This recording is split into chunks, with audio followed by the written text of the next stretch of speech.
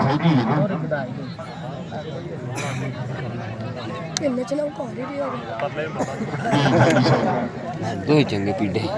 पतले का डायलॉग चंगे पल्ला में तो फौजी है ना फिर फौजी बंदी ताड़ी का जवाब ताड़ी ना कबूतर का सही करे सिंगा अल्लाह हाफिज का सही को बच्चे खिलाड़ी